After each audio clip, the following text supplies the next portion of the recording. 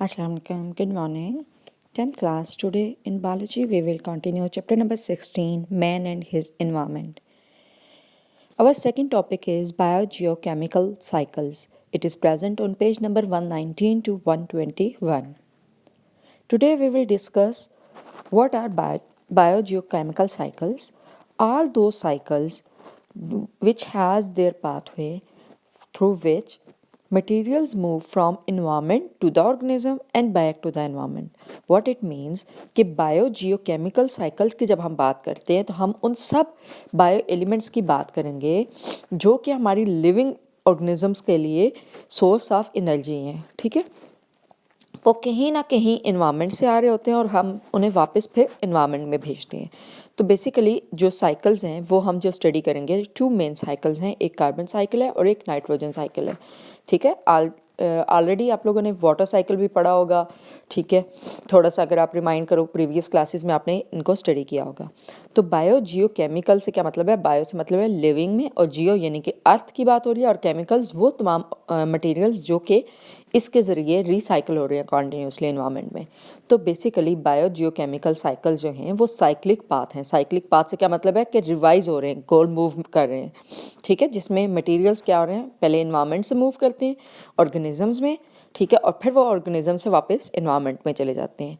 तो आज बेसिकली जो हम साइकिल करेंगे वो है कार्बन साइकिल. तो इसके रिलेटेड आपने क्वेश्चन नंबर 3 राइट डाउन करना अपनी नोटबुक्स में कि right a note on carbon cycle. ठीक है, इसमें आपने कार्बन साइकिल को पहले एक्सप्लेन करना है, कार्बन है क्या और कहाँ पे इन्वायरमेंट में पाया जाता है. फिर उसके साइकिल के 1 बाय 1 स्टेप्स की फॉर्म में आपने हेडिंग्स के साथ लिख देने. ठीक है, आल्दो मैं आपको डायग्राम के जरिए ही क्लियर करूंगी, लेकिन आपने जो रिटन मटेरियल है पेज नंबर 119 एंड 120 पे, उससे पॉइंट्स की फॉर्म में लिखना है कि फर्स्ट स्टेप कौन सा है, सेकंड कौन सा है, थर्ड कौन सा है. ओके, फर्स्ट हम कार्बन साइकिल में जब बात करते हैं तो हम सबसे पहले बात कर लेते हैं कि कार्बन है क्या. तो कार्बन आपको पता है जितनी हमारी ऑर्गेनिक केमिस्ट्री है वो सब की सब क्या है, कार्बन से बनी हुई है. ठीक है, तो कार्बन बेसिकली आपका जो main building block of biomolecules है. बायोमॉलिक्यूल्स से क्या मतलब कि वो तमाम लिविंग ऑर्गेनिजम्स जिनकी बॉडी में जो जो मॉलिक्यूल्स प्रेजेंट होते हैं उनमें कहीं ना कहीं कार्बन प्रेजेंट होता है. जैसे हमें पता है हम जो फूड खाते हैं ग्लूकोज की फॉर्म में खाते हैं उसमें कार्बन मौजूद है. हम जो कार्बन डाइऑक्साइड हम रिलीज़ कर रहे होते हैं एटमॉस्फेयर में, प्लांट्स उस कार्बन डाइऑक्साइड को यूज़ करते हैं फोटोसिंथेसिस के ज़रिए और उससे वो फूड प्रिपेयर कर रहे होते हैं. तो और हमारी बॉडी में कोई भी बॉडी पार्ट का सिंगल पार्ट भी हमारी बॉडी में ऐसा मौजूद नहीं है जिसमें कार्बन कहीं ना कहीं किसी न किसी फॉर्म में मौजूद ना हो. जैसे अमाइनो एसिड में भी प्रेजेंट है, लिपिड में भी प्रेजेंट है, कार्बोहाइड्रेट्स में भी प्रेजेंट है. तो इन अदर मीन्स कि जितने भी आपके बायोमॉलिक्यूल्स हैं उन सब में ये बेसिक बिल्डिंग ब्लॉक के तौर पे काम कर रहा होता है. इसके अलावा जो अगर आप नेचर में करते हो बात, तो एक तो ये हो गया कि बायोमॉलिक्यूल्स में प्रेजेंट है, दूसरा नेचर में कहाँ प्रेजेंट है, in the form of graphite and diamond. ठीक है, तो डायमंड और ग्रेफाइट्स की अगर हम बात करें तो ये प्योर कार्बन होते हैं. ठीक है, और ये कार्बन की एलोट्रॉपिक वो फॉर्म्स हैं जो कि नॉन आपकी इनऑर्गेनिक में आती हैं. ठीक है, देन इससे बाद अगर हम बात करते हैं तो तीसरा जो सबसे मेन इसका है वो है कार्बन डाइऑक्साइड की फॉर्म में प्रेजेंस होना इन द एटमॉस्फेयर. तो बेसिकली हम जो आज बात करेंगे वो इसी की बात करेंगे कि किस तरीके से ये कार्बन जो है वो आप इन सब चीज़ों की फॉर्म में कन्वर्ट होता है. तो हम सबसे पहले जो स्टार्ट करेंगे वो लेंगे एटमॉस्फेयर से. एटमॉस्फेयर से अगर हम बात करते हैं कार्बन की, तो एटमॉस्फेयर से कार्बन जो है वो क्या करते हैं, प्लांट्स जो हैं जो अर्थ पे टेरेस्ट्रियल प्लांट्स हैं वो फोटोसिंथेसिस के ज़रिए कार्बन डाइऑक्साइड को एब्जॉर्ब करते हैं. इसके अलावा एटमॉस्फेरिक कार्बन जो है वो वाटर में भी एब्जॉर्ब होती है. आपको पता है कि अर्थ का 70% जो पार्ट है वो वाटर है. तो सी वाटर वगैरह में या जो भी रिवर वाटर हैं उनमें भी एब्जॉर्ब होती है. किस फॉर्म में, जो वहाँ पे प्लांट्स हैं एक्वेटिक प्लांट्स होते हैं.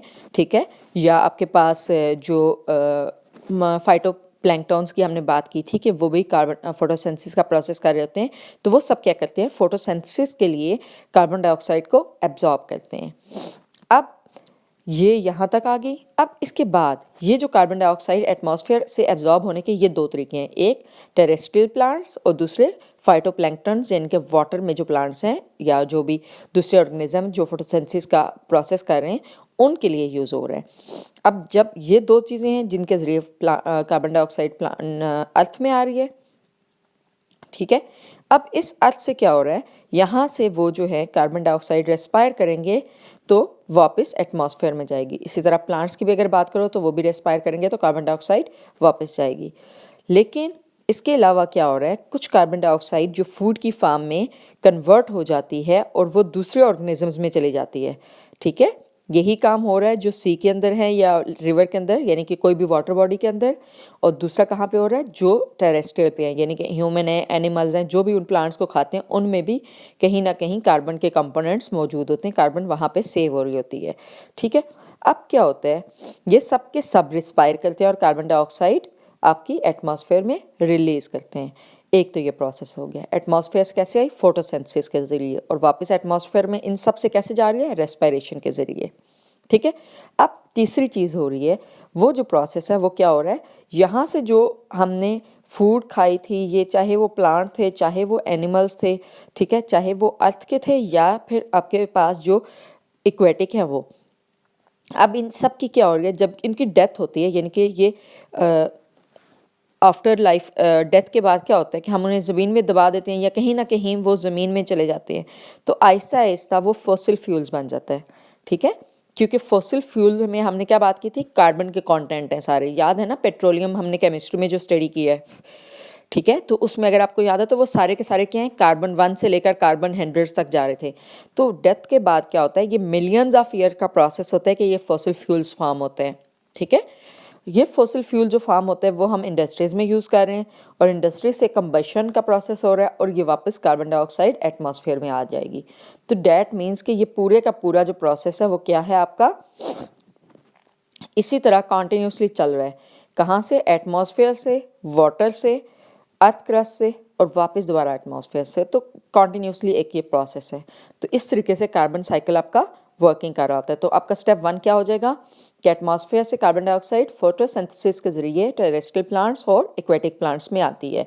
देन रेस्पिरेशन के ज़रिए, रेस्पिरेशन किस किस की, प्लांट्स की और एनिमल्स की जिन्होंने फूड खाई, और इसी तरीके से जो एक्वेटिक हैं वो भी। तो सेकंड स्टेप में कार्बन डाइऑक्साइड एटमॉस्फेयर में कौन सी जा रही है, जो रेस्पिरेशन से जा रही है।